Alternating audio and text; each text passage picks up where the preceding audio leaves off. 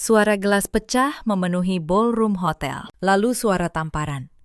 Pipiku terbakar. Pandanganku memutih sesaat. Telingaku berdenging. Yang menamparku adalah ibu mertuaku sendiri. Bu Ratmi dengan gaun emas dan kalung berlian sewaan. Di tengah pesta peluncuran proyek paling megah keluarganya. "Beraninya kamu datang ke sini?" desisnya. "Sudah kularang, kenapa masih nekat?" Suamiku berdiri di belakangnya. Galih, pria yang 5 tahun tidur di sisiku. Dia tidak bicara, dia hanya menunduk, lalu memalingkan wajah. Seolah aku barang memalukan yang ingin segera ia buang. Adik iparku, Vanya, mengangkat ponselnya, merekam, tersenyum tipis. Seperti menonton hiburan gratis. 5 tahun. 5 tahun saya menelan setiap hinaan keluarga ini dengan senyum. Dan balasannya adalah satu tamparan di depan ratusan tamu. Tapi malam itu mereka tidak tahu satu hal. Tangan saya sudah masuk ke saku blazer. Jari saya menyentuh sebuah kartu. Dan map coklat di tangan kiri saya berisi sesuatu yang akan mengubah segalanya. Saya tidak menangis. Saya justru mengangkat dagu. Akan saya tunjukkan pada kalian. Siapa sebenarnya menantu yang selama ini kalian injak? Halo, sahabat.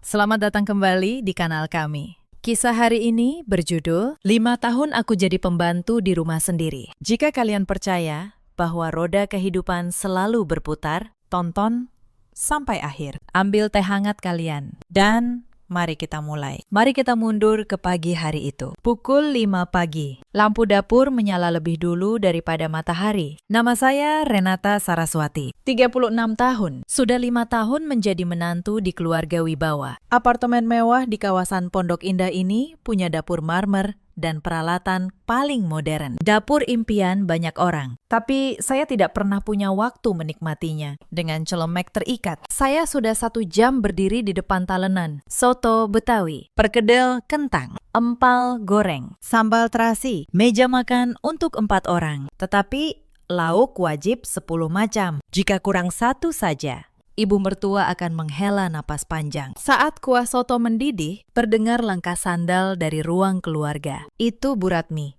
Ibu mertua saya, pagi-pagi sudah berisik, gumamnya tanpa salam. Beliau duduk, lalu mengendus mangkuk. Sotonya keasinan. Dari baunya saja sudah ketahuan. "Kamu ini dulu diajari apa sama ibumu di kampung?" Beliau bahkan belum menyentuh sendok. Kalimat balasan sudah sampai di ujung lidah saya. Tapi saya telan kembali. "Maaf, Bu. Saya buatkan yang baru." Sudah berisik. Tak lama, Pak Hendra keluar dengan setelan jas lengkap. 2 tahun lalu, ayah mertua saya hanya memakai kaos oblong di rumah. Sekarang setiap pagi, beliau berdasi. Seolah berangkat memimpin negara. Galih, suami saya, duduk dengan wajah mengantuk. "Sayang, kaos kaki hitamku di mana?" Laci kedua, sebelah kiri. Tanpa terima kasih, dia kembali ke kamar. Di rumah ini, saya hanyalah mesin penjawab lokasi kaos kaki. Belum sempat saya duduk, mereka bertiga sudah mulai makan. Bu Ratmi mencicipi kuah, lalu mengernyit. "Tetap saja asin, sudah saya tambah air tadi." "Bu." "Ya sudahlah, masih bisa dimakan." Masih bisa dimakan. Itulah pujian tertinggi yang pernah saya terima di rumah ini. Saat itu, panggilan video masuk dari Vania, adik ipar saya. "Pagi, Ma." Sapanya manja. Suara Bu Ratmi langsung berubah merdu. Suara yang hanya keluar untuk putrinya. Mata Vania di layar melirik saya. Ada Mbak Renata juga. Hari ini tidak kerja. Santai sekali ya akhir-akhir ini. Saya juga mau berangkat kerja. Oh, rajin ya. Vania tersenyum penuh arti. Saya tahu itu sindiran. Menantu dari keluarga beraset ratusan miliar. Repot-repot kerja hanya untuk uang receh. Setelah panggilan berakhir, Bu Ratmi bergumam. Vania sibuk demi nama keluarga. Tapi ada menantu yang setiap hari keluyuran cari recehan. Saya tidak menjawab. Saya hanya diam, menyuap pelan. Di rumah ini, saya bukan keluarga. Saya asisten rumah tangga tanpa gaji. Sekaligus tempat sampah emosi. Itulah peran saya. Setelah mereka pergi, saya mencuci piring sambil memandang jendela. Jakarta dari lantai 28 tampak berkilau. Tapi kemewahan itu bukan milik saya. Sambil membilas piring, saya mengenang 5 tahun terakhir. Di awal pernikahan, keluarga Wibawa berbeda. Perusahaan mereka, CV Wibawa Karya, hanya kontraktor kelas menengah. Pak Hendra dulu turun langsung ke proyek, memakai helm dan berkeringat bersama para pekerja. Bu Ratmi, ibu rumah tangga biasa yang mengejar diskon dan mengumpulkan kupon. Bahkan saat itu, mereka tidak hangat pada saya. Hubungan kami dingin saat Lebaran. Jika saya memasak sungguh-sungguh, mereka hanya merespon seadanya. Gale selalu mengalihkan topik setiap kali keluarga saya disebut. Tapi setidaknya, dulu mereka tidak terang-terangan merendahkan. Mereka hanya tidak peduli. Saya bisa menerima itu. Saya menghibur diri. Berpikir suatu hari, kami akan lebih dekat. Galis juga begitu. Manisnya saat pacaran cepat memudar. Tapi dulu dia masih bertanya, sudah makan jika saya pulang lembur. Sesekali kami nonton film di akhir pekan. Lalu semuanya berubah 2 tahun lalu. Suatu malam, Pak Hendra mengumumkan di meja makan, perusahaan kita dapat suntikan dana 80 miliar dari investor besar. Beliau bahkan tidak tahu uang itu dari mana. Mereka pasti melihat potensi bisnisku, katanya bangga. Tidak ada yang penasaran siapa investor anonim itu. Mereka hanya percaya itu buah kehebatan sendiri. Setelah uang masuk, keluarga ini berubah total. Bukan mengembangkan perusahaan. Mereka justru memboroskannya untuk gaya hidup. Hal pertama, pindah rumah. Dari rumah sederhana di Bekasi, kami pindah ke apartemen mewah Pondok Indah. Bu Ratmi jadi pelanggan tetap butik kelas atas. Ganti tas bermerek setiap musim. Lemarinya penuh mantel puluhan juta. Jarinya berkilau. Cincin berlian. Pak Hendra membeli 3 keanggotaan klub golf. Dan tiap minggu mengunjungi bar mahal dengan alasan menjamu klien. Kalau mau jadi pengusaha sukses, ya harus begini, katanya. Gali mengganti mobilnya dengan sedan Eropa. Fania jadi pelanggan tetap klinik kecantikan di Jakarta Selatan. Seolah itu rumah keduanya. Menu meja makan pun berubah. Daging wagyu, kepiting, abalon. Makanan yang dulu hanya muncul saat Lebaran, kini jadi menu harian. Tentu saja yang menyiapkan adalah saya. Bu Ratmi mengawasi sambil berkata, bahan mahal. Jangan sampai gagal masaknya. Jika rasa sedikit berbeda, beliau mengomel.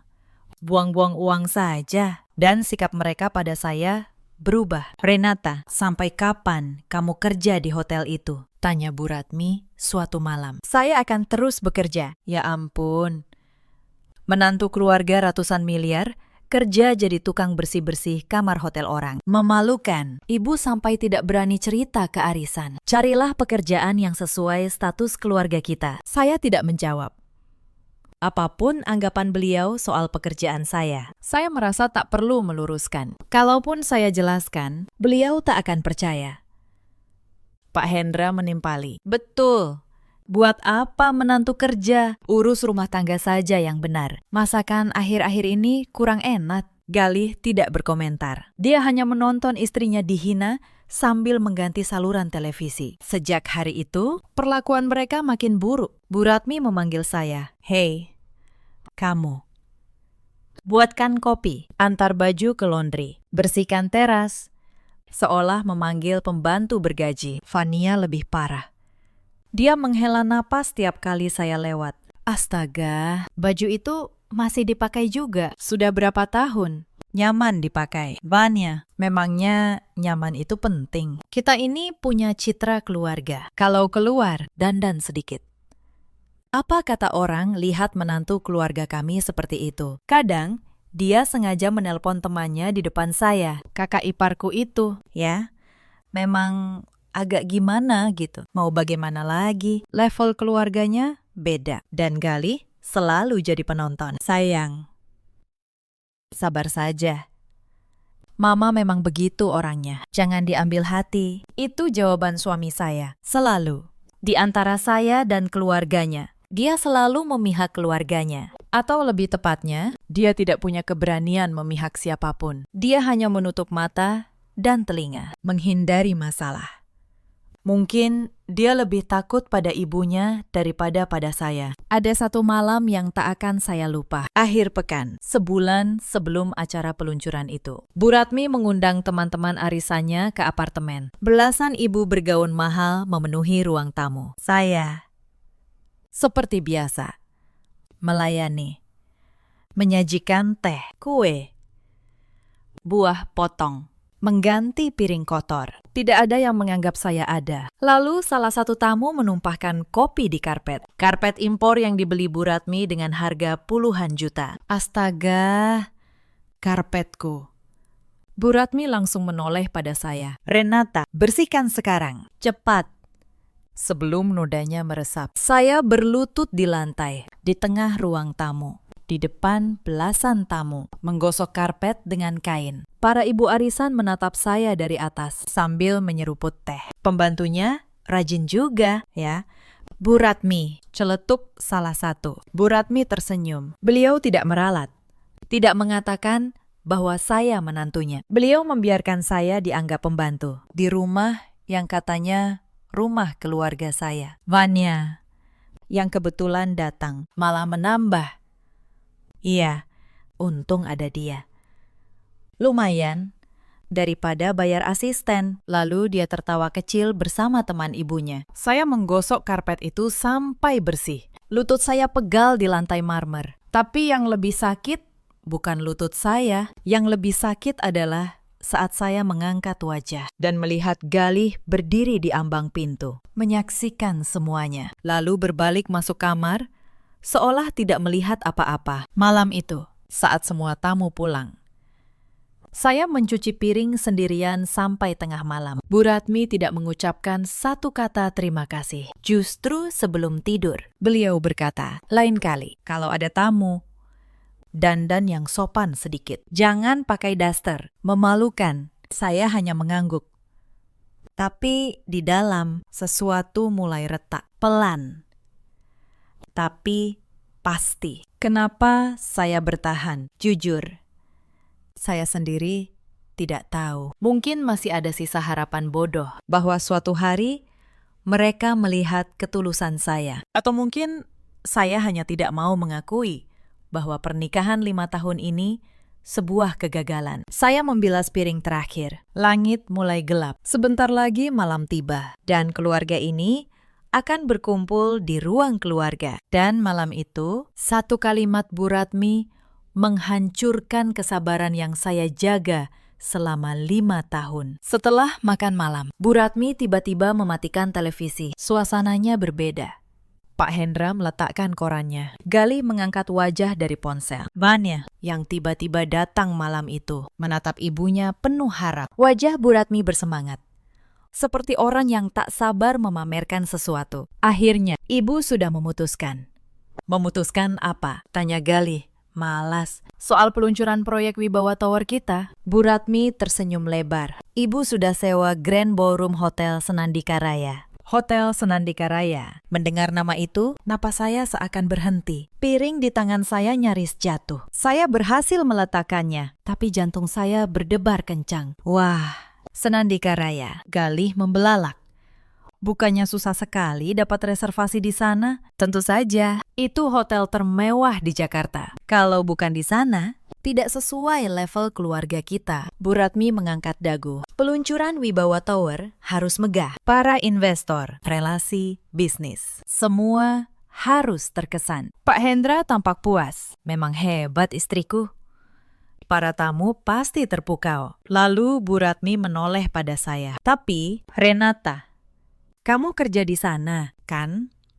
Di Hotel Senandika Raya. Jantung saya mencelos. Tatapan beliau tidak biasa. Entah bersih-bersih atau apapun. Yang jelas, kamu karyawan di sana. Saya tidak menjawab.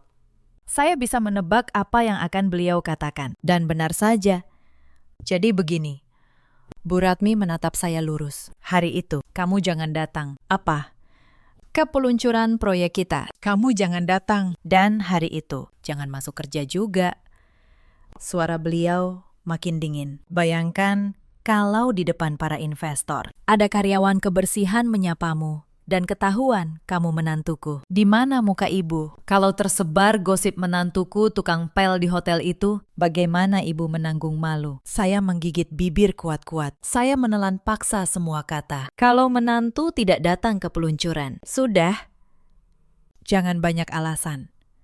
Potong Bu Ratmi sambil melambaikan tangan. Tanpa kamu pun tidak ada masalah. Jujur, kamu tidak cocok dengan keluarga ini. Keluarga besar punya menantu yang bersih-bersih di hotel. Memalukan. Nanti ada relasi bisnis Cheve Wibawa Karya. Kalau mereka tahu, citra keluarga kita jadi apa? Fania ikut menimpali. Betul. Kalau Mbak Renata datang, canggung sekali.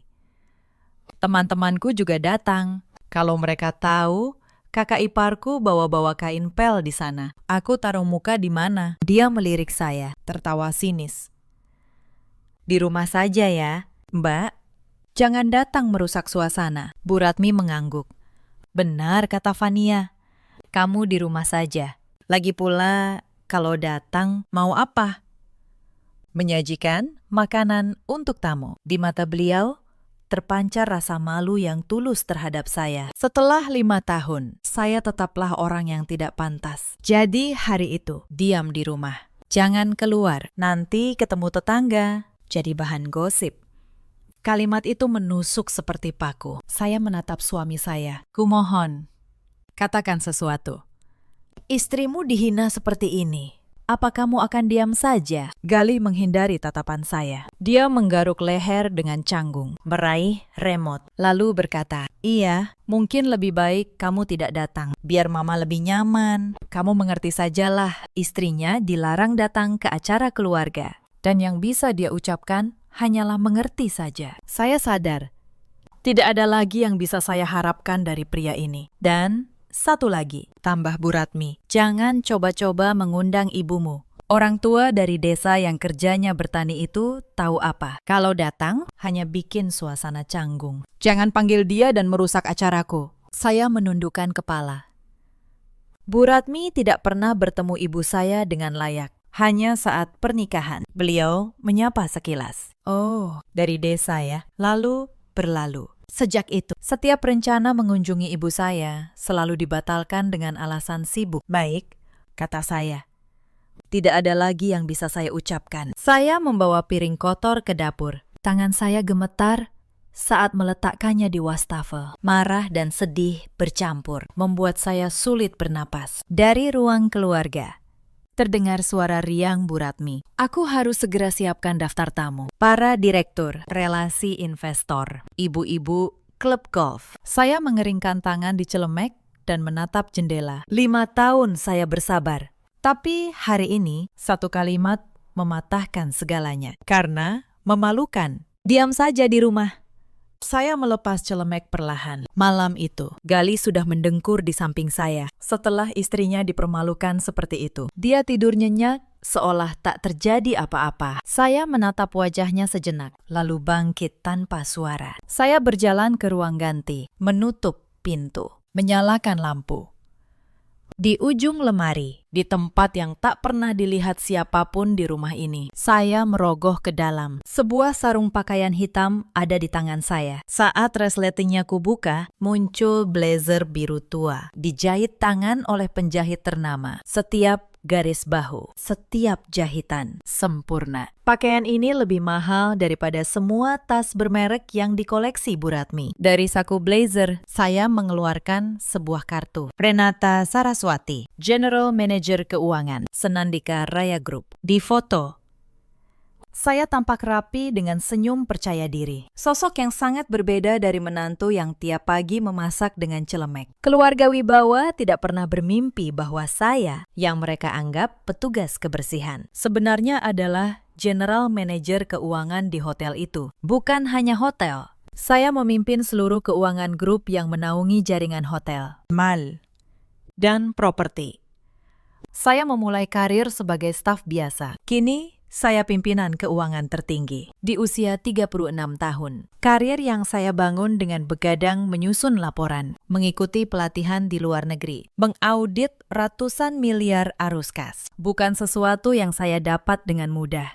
Dan ada satu hal lagi. Ibu saya, Bu Maharani, yang oleh keluarga Wibawa dihina sebagai petani tua dari desa. Sebenarnya beliau adalah pendiri sekaligus pemegang saham utama Senandika Group, konglomerat yang menaungi hotel, mal, properti, dan satu lini lagi, lengan keuangan yang menyalurkan dana ke perusahaan-perusahaan menengah yang dianggap berpotensi. Dibandingkan Senandika Group, CV Wibawa Karya bahkan tidak sebanding dengan debu. Tentu saja, saya tidak akan berbohong. Posisi saya memang terbantu nama ibu. Tapi, seumur hidup, ibu dikelilingi orang yang hanya mengincar uangnya. Pengkhianatan teman, pria yang mendekat karena harta, kerabat yang mengincar warisan. Karena itu, untuk pernikahan saya, beliau menyembunyikan identitasnya. Carilah pria yang mencintaimu apa adanya. Nah, bukan karena kamu putri keluarga kaya. Itu harapan ibu. Melihat keadaan saya sekarang, sepertinya harapan itu tidak terwujud. Saya mengambil ponsel dan menelpon ibu. Belum 2 kali berdering. Beliau menjawab,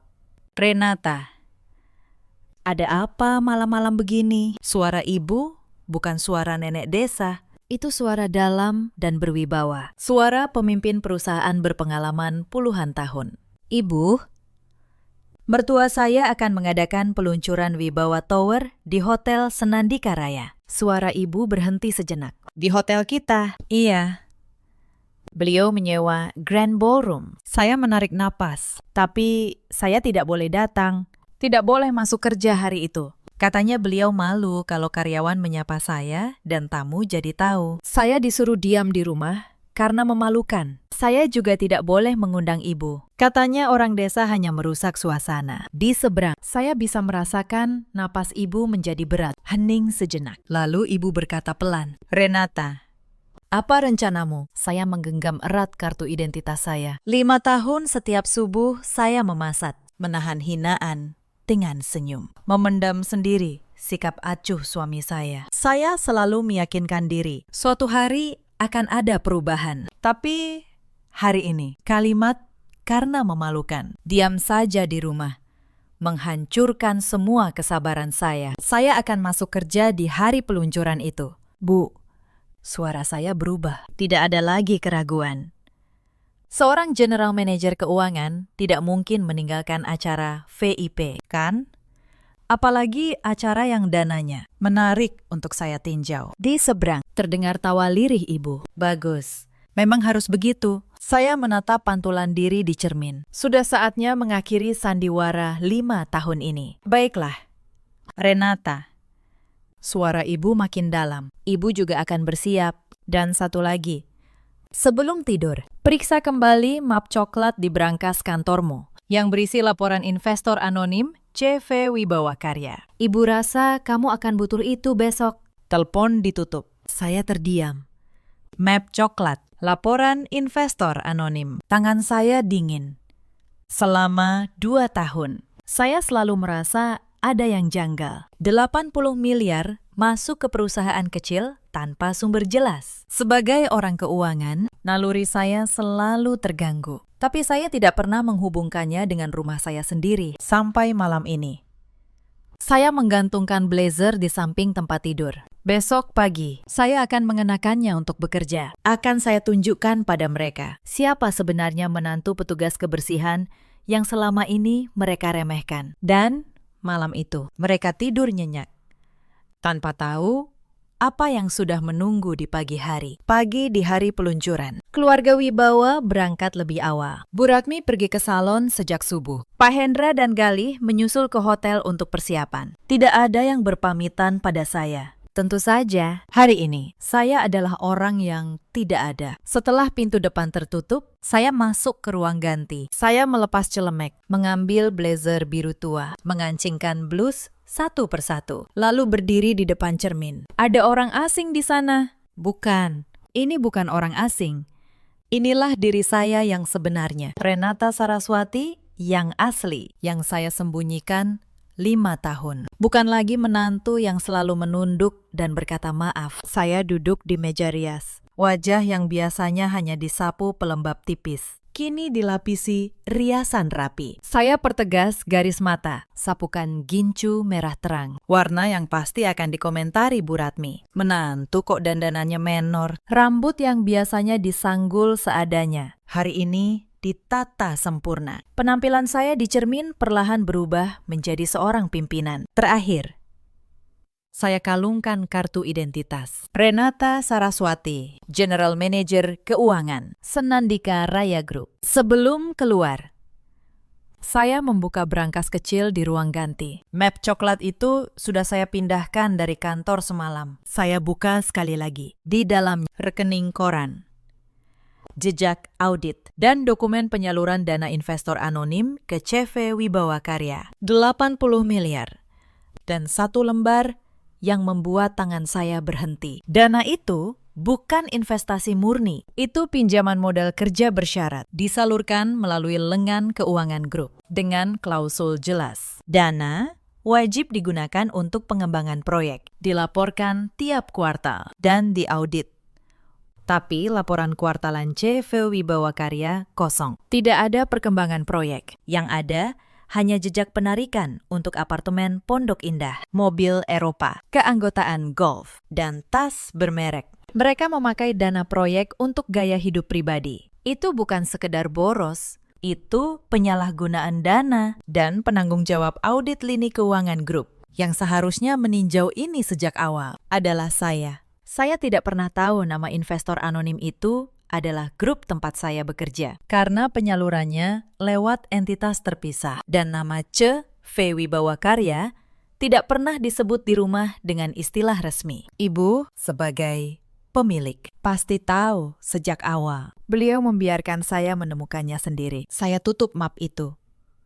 Saya melangkah keluar tanpa menoleh. Saya naik taksi menuju Hotel Senandika Raya. Biasanya saya naik transportasi umum, tapi hari ini berbeda. Bangunan 52 lantai itu menjulang menembus langit. Dinding kacanya memantulkan matahari pagi. Di dalam sana, peluncuran proyek Bu Ratmi akan segera dimulai. Dan saya akan ada di sana dengan penampilan yang tidak pernah beliau inginkan. Taksi berhenti di lobi utama. Begitu saya turun, seorang petugas pintu yang mengenali saya langsung membungkuk. Selamat pagi, Bu General Manager. Selamat pagi. Saya mengangguk ringan. Melangkah ke pintu putar. Hak sepatu saya beradu dengan lantai marmer, menciptakan suara tegas. Saya menyukai suara ini. Sangat berbeda dari suara sandal yang saya pakai dengan celemek. Begitu masuk lobi, suasananya berubah. Cahaya lembut, aroma mewah. Ini wilayah saya. 5 tahun saya tertekan di rumah mertua, tapi tidak di sini. Bu General Manager, seorang staf resepsionis berlari menghampiri. Staf lain menghentikan pekerjaan dan menunduk hormat. Selamat pagi. Bu, selamat pagi. Saya menjawab dengan senyum tenang. Bagaimana persiapan Grand Ballroom hari ini? Siap. Bu, semua sesuai jadwal. Tim catering sudah siaga. Bagus. Saya melintasi lobi. Para staf berbaris memberi salam. Pak Budi dari tim manajemen menghampiri hati-hati. Hari ini Ibu mengawasi langsung. Tentu. Ini acara VIP. Dan kebetulan saya menatapnya tenang. Ini peluncuran proyek keluarga mertua saya. Mata Pak Budi membelalak. Jadi, atur jalur saya agar tidak berpapasan dengan tamu dulu. Saya ingin mengamati dan tolong siapkan tim audit internal untuk siaga. Saya akan butuh mereka siang ini. Siap. Bu, Pak Budi membungkuk. Saya naik lift khusus. Ponsel saya berdering. Dari Ibu. Renata. Ibu sudah sampai, bisa ke ruang direktur utama. Saya berbalik arah. Naik lift pimpinan ke lantai teratas. Pintu terbuka, menampilkan koridor luas. Di ujungnya, pintu bertuliskan ruang direktur utama. Saya menarik napas, membuka pintu. Sudah datang, putriku. Ibu berdiri di dekat jendela, menoleh, tersenyum. Napas saya tertahan. Penampilan beliau Jauh berbeda dari yang biasa saya lihat di desa. Sepatu bot karet berganti sepatu kulit mengkilap. Celana sederhana berganti setelan abu-abu tua. Rambutnya yang memutih ditata rapi. Di pergelangan tangannya, jam tangan yang belum pernah saya lihat. Wajahnya yang sedikit terbakar matahari masih sama, tapi sorot matanya berbeda. Inilah ibu saya yang sebenarnya, pendiri Senandika Group. Ibu, saya tidak tahu ibu datang langsung. Tentu saja ibu datang. Ibu ingin melihat wajah putri ibu. Beliau memandang Jakarta dari jendela. Di bawah, orang-orang bergerak seperti semut. Acaranya mulai jam 11. Iya, Bu, ibu menatap saya. Semalam, setelah mendengar ceritamu, ibu tidak bisa tidur. Ibu, saya tidak apa-apa. Saya sudah terbiasa. Hal seperti itu tidak boleh dibiasakan. Beliau menggenggam tangan saya.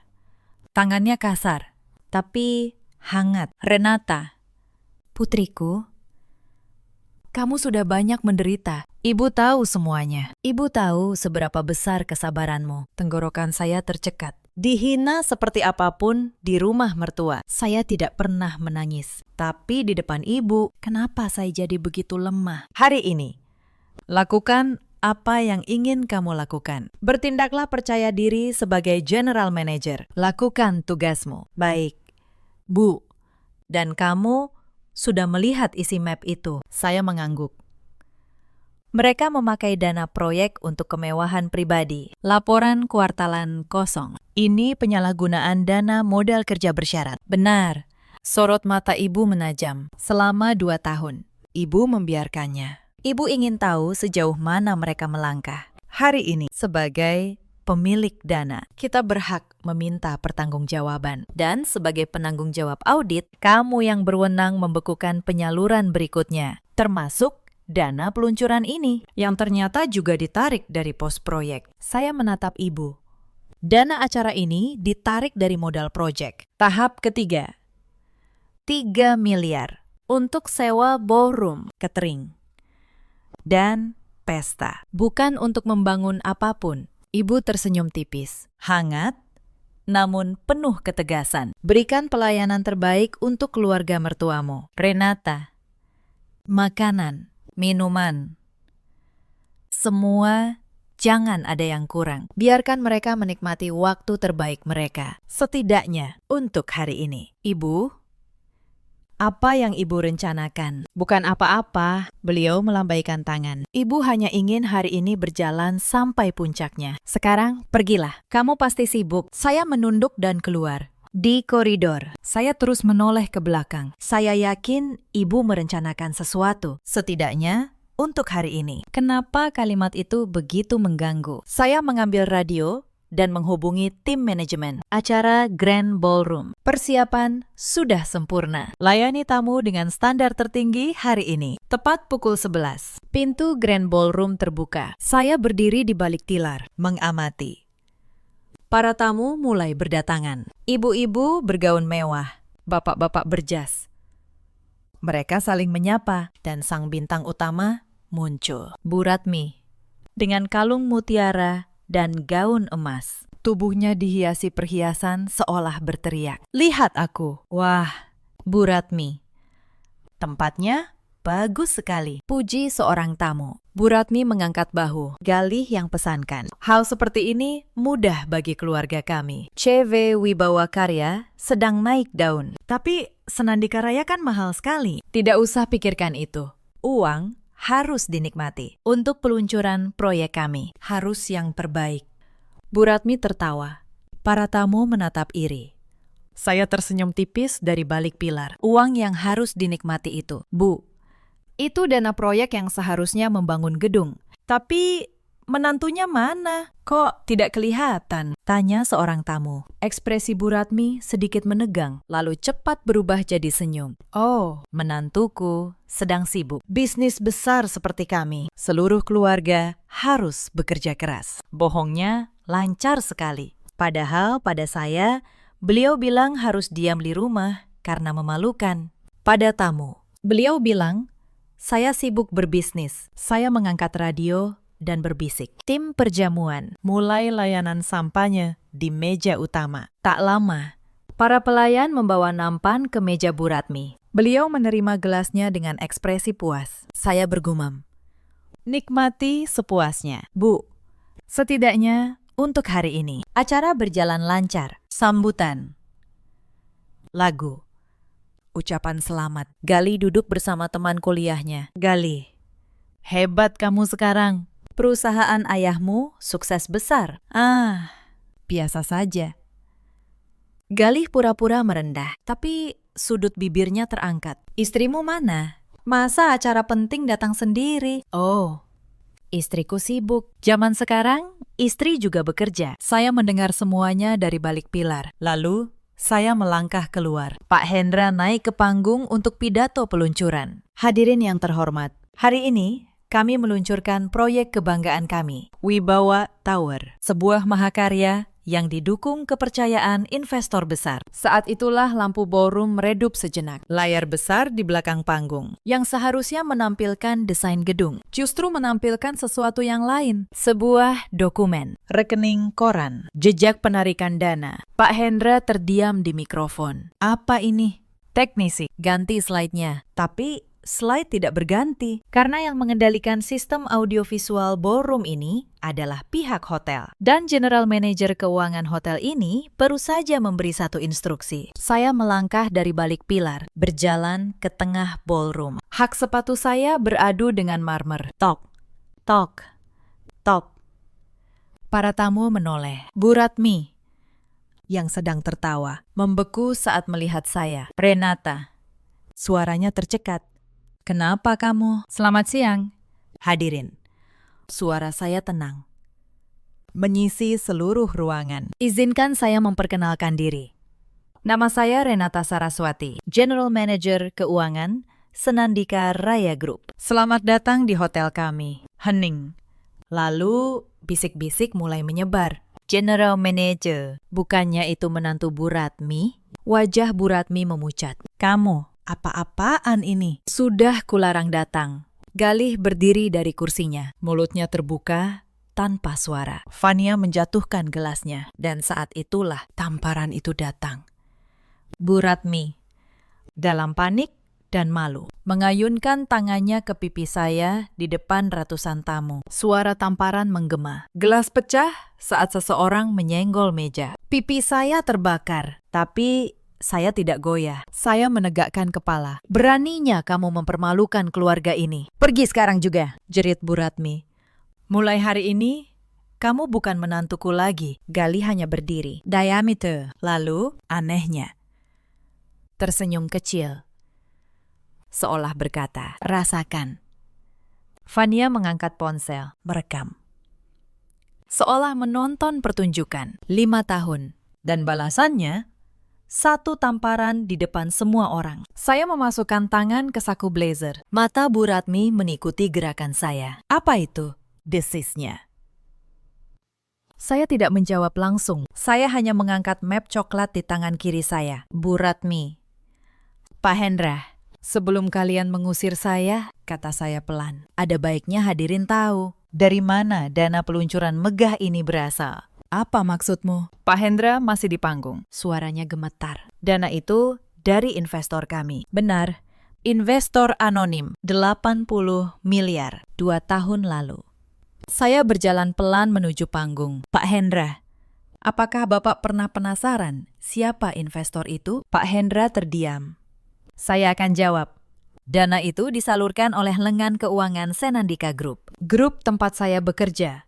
Grup yang dimiliki oleh ibu saya." Bisik-bisik di ballroom berubah jadi keriuhan. Bu Ratmi mencengkeram meja. "Bohong, ibumu petani dari desa." Saat itulah pintu utama ballroom terbuka. Seorang perempuan parubaya melangkah masuk dengan setelan abu-abu dan langkah tenang yang membuat seluruh ruangan terdiam. 2 orang berjas gelap mengikuti di belakang. Para tamu yang mengenali wajahnya mulai berbisik. Kali ini dengan nada yang sangat berbeda. Bukankah itu Bu Maharani, pendiri Senandika Group?" Ibu berjalan ke tengah ruangan, berhenti di samping saya. Beliau menatap Bu Ratmi dengan tenang. "Selamat siang, saya Maharani, Ibu dari Renata. Suaranya jernih dan berwibawa. Petani dari desa. Kalau itu yang Anda ingat. Wajah Bu Ratmi berubah pucat pasi. Pak Hendra hampir terjatuh dari panggung. Galih membeku. Wajahnya kehilangan warna. Bu Maharani. Bu Ratmi tergagap, mencoba tersenyum. Saya tidak tahu. Ini pasti kesalahpahaman. Renata menantu kesayangan saya. Kesayangan. Saya memotong. Saya membuka map coklat dan menyerahkan satu lembar pada tim audit yang sudah berdiri di sisi panggung. Tampilkan di layar. Layar besar menampilkan rincian. Satu persatu. Hadirin. Dana 80 miliar itu bukan hadiah. Itu pinjaman modal kerja bersyarat dengan klausul jelas. Wajib digunakan untuk pengembangan proyek, dilaporkan setiap kuartal, dan diaudit. Mari kita lihat bagaimana dana itu digunakan. Slide berganti. Apartemen mewah Pondok Indah, 12 miliar. Dibeli dari pos dana proyek. Berganti lagi. 3 sedan Eropa, 4 miliar. Keanggotaan klub golf, 1,5 miliar. Tas, perhiasan, mantel. Tercatat 7 miliar dalam 2 tahun. Klinik kecantikan, 2 miliar. Setiap angka membuat para tamu menahan napas. Relasi bisnis CV Wibawa Karya yang hadir mulai saling pandang dengan wajah keras. Dan acara peluncuran hari ini, saya menatap Bu Ratmi lurus. Sewa ballroom, catering. Pesta, 3 miliar. Ditarik dari modal proyek tahap ketiga. Bukan untuk membangun Wibawa Tower. Untuk pesta ulang tahun kemewahan. Itu hak kami. Pak Hendra berteriak, itu uang perusahaan kami. Bukan, Pakistan, suara ibu dingin. Itu uang yang dipinjamkan dengan syarat. Dan setiap rupiah yang Anda pakai di luar peruntukan adalah penyalahgunaan dana. Laporan kuartalan Anda kosong selama 2 tahun. Tidak ada proyek yang dibangun. Wibawa Tower yang Anda luncurkan hari ini. Bahkan, belum punya izin pembangunan. Saya sudah memeriksanya pagi ini. Keriuhan meledak. Para investor dan relasi bisnis berdiri. Beberapa langsung mengangkat telepon. Reputasi CV Wibawa Karya runtuh dalam hitungan menit. Di depan mata semua orang yang seharusnya terkesan. Sebagai penanggung jawab audit lini keuangan grup, kata saya. Dengan ini, saya membekukan seluruh penyaluran dana ke CV Wibawa Karya, terhitung sejak hari ini. Tim hukum kami akan menghubungi Anda untuk proses pengembalian dana yang disalahgunakan. Dan untuk acara hari ini, saya menoleh ke Pak Budi. Tagihan acara ini tidak lagi dibebankan ke pos investor. Akan ditagihkan langsung ke rekening pribadi keluarga Wibawa. Tolong siapkan invoice-nya. Bu Ratmi terhuyung. Gaun emasnya, perhiasannya. Semua kemewahan yang ia banggakan kini terasa seperti olok-olok atas dirinya sendiri. Renata, suara Galih akhirnya keluar. Gemetar. Sayang, tunggu.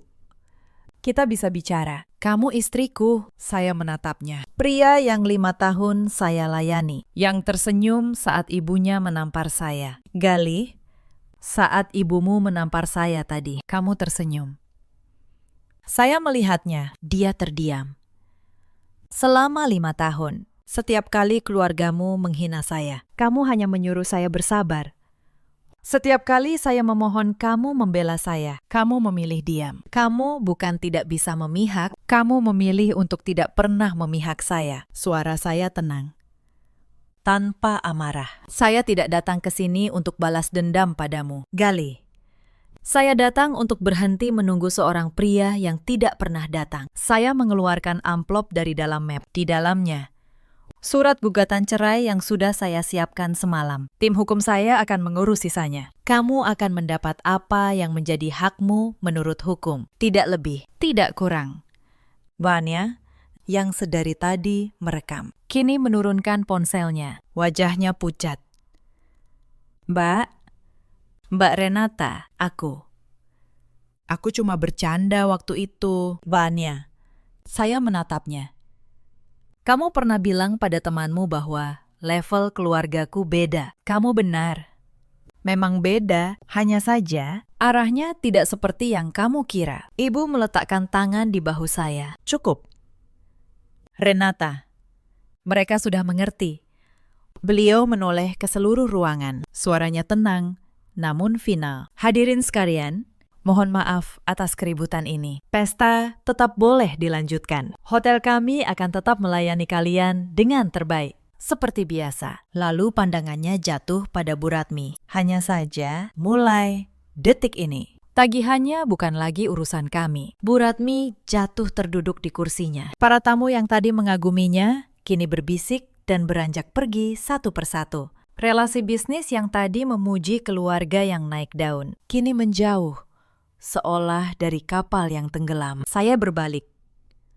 Pipi saya masih terasa panas bekas tamparan, tapi langkah saya ringan untuk pertama kalinya dalam 5 tahun. Di pintu ballroom, saya berhenti sejenak dan menoleh, bukan untuk menikmati keruntuhan mereka, hanya untuk memastikan babak itu benar-benar selesai. Lalu, saya melangkah keluar bersama ibu saya di lobi. Sinar matahari sore menembus dinding kaca. Ibu dan saya duduk di lounge eksekutif lantai atas, menghadap kota Jakarta yang membentang di bawah. Pipimu, kata ibu, menyentuh wajah saya dengan lembut. Masih sakit? Tidak apa-apa, Bu. Justru rasanya lega. Ibu tersenyum. Ibu minta maaf. Renata.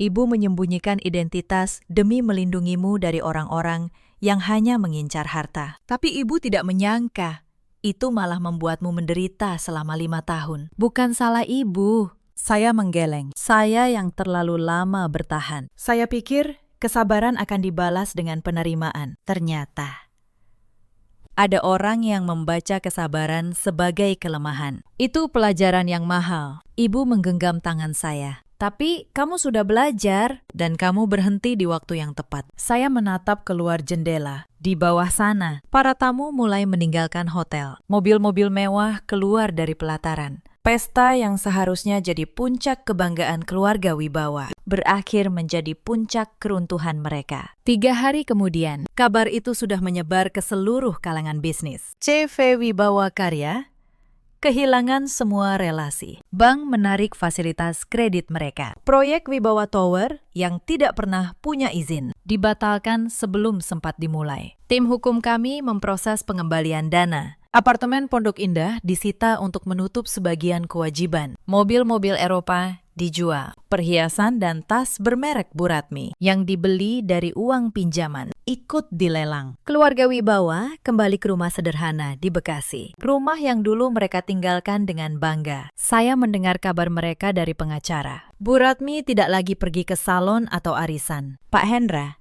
yang dulu berdasi setiap pagi, kembali mencari pekerjaan sebagai pengawas proyek kecil. Vanya, yang dulu rutin ke klinik kecantikan, kini tinggal di kamar sempit dan jarang keluar. Dan Gali, proses perceraian kami berjalan cepat. Dia tidak melawan. Mungkin dia tahu tidak ada yang bisa ia perjuangkan. Dia mendapat bagian yang menjadi haknya menurut hukum, tidak lebih. Di hari penandatanganan terakhir, dia mencoba bicara pada saya. Renata, andai aku tahu siapa kamu sebenarnya. Saya menatapnya. Itu masalahnya, Gali. Kamu seharusnya membela saya. Bukan karena aku kaya, tapi karena aku istrimu. Kamu tidak pernah tahu nilai itu. Dan itu bukan kesalahanku. Saya berdiri, menandatangani lembar terakhir, lalu pergi tanpa menoleh. Beberapa bulan kemudian, saya mengunjungi ibu di desa. Beliau memang masih senang berkebun, memakai sepatu bot karet, merawat tanaman di pekarangan. Bagi beliau, itu cara menikmati masa tua, jauh dari hiruk-pikuk yang selama puluhan tahun mengelilinginya. Kami duduk di teras, menikmati ikan goreng, sayur asem, dan sambal terasi buatan ibu. Sederhana, hangat. Bukan wagyu, bukan abalon. Tapi ini makanan yang membuat saya merasa benar-benar di rumah. Untuk pertama kalinya dalam bertahun-tahun. Renata, kata ibu, apa rencanamu sekarang? Saya akan terus bekerja, Bu. Bukan untuk membuktikan apapun pada siapapun. Hanya karena saya menyukainya. Karena itu milik saya, yang saya bangun sendiri. Ibu mengangguk, tersenyum bangga. Bagus. Itu putri ibu. Sore itu, angin desa berhembus pelan. Saya menatap ladang hijau di kejauhan, dan untuk pertama kalinya, saya merasa ringan sepenuhnya. 5 tahun saya menunduk di rumah yang bukan rumah saya, tapi sekarang saya berdiri tegak. Bukan karena identitas ibu, bukan karena jabatan saya, tapi karena saya akhirnya berhenti memohon untuk diterima oleh orang yang tidak pernah menghargai saya. Cerita ini mengajarkan satu hal. Jangan pernah menilai seseorang dari penampilan atau pekerjaannya. Dan jangan pernah meremehkan orang yang sedang bersabar. Karena kesabaran bukan kelemahan. Kesabaran adalah orang yang sedang memilih kapan harus berhenti. Di luar sana, ada banyak perempuan seperti saya dulu, yang bangun setiap subuh, melayani keluarga yang tidak pernah menganggapnya keluarga, yang menelan hinaan demi sebuah harapan bahwa suatu hari mereka akan diterima. Jika kalian salah satunya, dengarkan saya. Penerimaan tidak datang dari mengecilkan diri. Harga diri kalian bukan sesuatu yang harus dinegosiasikan demi dicintai.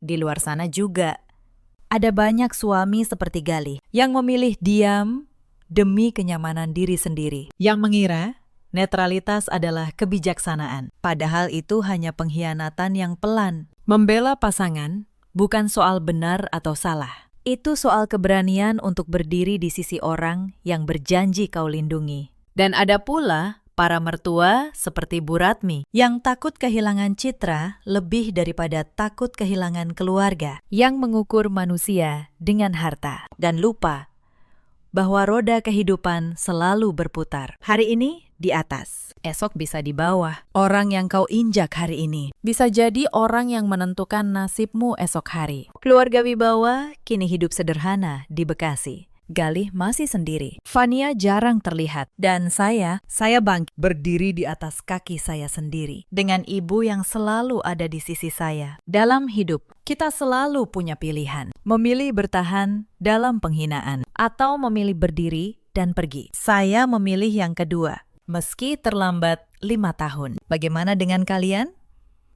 Apakah ada di antara kalian yang sedang menahan sesuatu yang sudah terlalu lama? Ceritakan kisah kalian di kolom komentar. Mungkin cerita kalian akan menjadi kekuatan bagi orang lain yang sedang berjuang dalam diam. Terima kasih sudah menemani sampai akhir. Hide, jangan tempel ke engine. Voice, satu suara perempuan Indonesia dewasa. Tenang. Saran engine. Speed equals 1. Zero pitch equals 0. Language equals Indonesian. Jika engine mendukung global emotion, B1 sampai B3, tenang sedih. B, 4 tegang menanjak. B5, tegas dingin. B6, hangat atur manual. Body, tanpa tag. Paste below this line. Villa seharga 8 miliar rupiah itu milik mertua saya.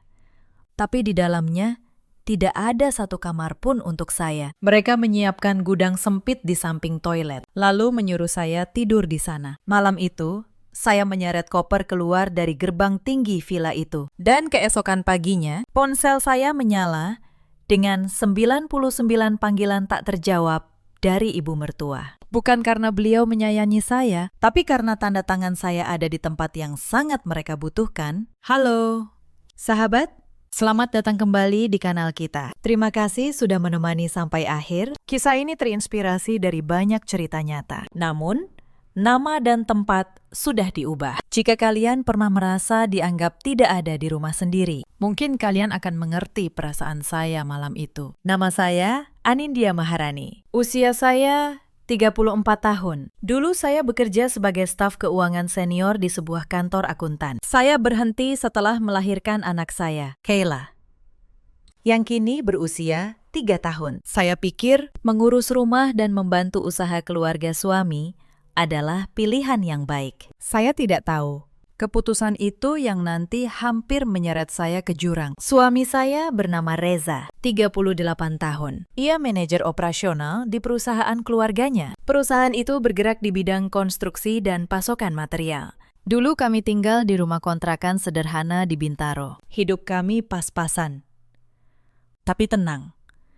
Saya masih ingat sore-sore ketika Reza pulang dengan baju penuh debu, lalu menggendong Kayla sambil tertawa. Waktu itu, saya percaya lelaki ini akan selalu berdiri di samping saya. Ibu mertua saya, Bu Sutina, adalah pemegang kendali sebenarnya di keluarga itu. Usianya 61 tahun. Beliau selalu berkata, bisnis harus ada tangan perempuan yang mengatur. Jadi semua hal beliau ingin ikut campur. Tanda tangan kontrak, urusan dengan mitra, sampai pembukuan. Tidak ada satu lembar dokumen pun yang lolos tanpa sepengetahuannya. Adik ipar saya, Dita, berusia 29 tahun, baru lulus kuliah. Bu Sutina mendorongnya untuk mengurus hubungan luar, bertemu klien, menghadiri jamuan makan, belajar bernegosiasi. Dita pandai tampil, senyumnya manis di depan orang, tapi matanya selalu menghitung. Sejak awal, saya merasa Dita memandang saya seperti memandang pembantu yang kebetulan punya marga keluarga. Saya tidak pernah menyangka latar belakang saya sebagai orang keuangan justru membuat saya berbahaya di mata mereka. Dan saya juga tidak menyangka ketelitian saya yang dulu dipuji suatu hari akan menjadi satu-satunya hal yang menyelamatkan saya. Setahun yang lalu, perusahaan keluarga suami saya berubah total. Dari bisnis kecil-kecilan, mereka tiba-tiba menanjak dengan cepat. Awal tahun itu, beberapa kontrak besar berhasil ditandatangani. Arus kas masuk deras. Keuntungan melonjak. Setiap kali truk material baru tiba di gudang, Bu Sutina akan berdiri di tengah halaman dengan tangan di pinggang. Beliau berbicara seperti sedang berpidato. Kalau bukan ibu yang pegang kendali, mana mungkin keluarga ini bisa seperti sekarang. Kalimat itu beliau ucapkan begitu sering hingga saya hafal. Awalnya saya hanya tersenyum. Saya pikir beliau sudah tua dan senang diakui. Tapi semakin lama, saya merasa kalimat itu bukan lagi kebanggaan. Itu adalah cara untuk mengingatkan semua orang. Semuanya milik beliau. Jasa milik beliau. Keputusan milik beliau. Dan orang seperti saya hanya boleh diam dan bekerja. Sejak perusahaan makmur, keluarga itu berubah dengan cepat. Makan malam kini dilengkapi anggur import dan hidangan mahal. Dita mulai membeli tas bermerek. Reza semakin sibuk. Ponsel selalu menempel di tangannya. Dan saya tetap di belakang, mengurus rumah, menjaga Kayla. Sesekali diminta memeriksa dokumen kecil, karena saya teliti dan tanda tangan saya rapi. Disinilah semuanya bermula. Suatu sore, Reza pulang membawa setumpuk berkas. Katanya, surat konfirmasi serah terima barang. Sayang, tolong tanda tangan di sini. Cuma formalitas. Biar lengkap. Saya membuka satu lembar, mencoba membaca. Reza langsung menutupnya dengan tangan. Tidak usah dibaca, ini urusan perusahaan. Tanda tangan saja. Saya ragu sebentar. Lalu, saya menurut. Karena waktu itu, saya percaya. Ini untuk keluarga. Apa salahnya membantu suami sendiri? Beberapa minggu kemudian, Bu Sutina memanggil saya. Beliau menyodorkan map lain. Anin, ini lampiran proposal. Tanda tangan di kolom bawah ya. Saya bertanya, ini dokumen apa, Bu? Beliau menatap saya dengan tajam. Sejak kapan menantu banyak tanya soal urusan kantor? Sudah, tanda tangan saja.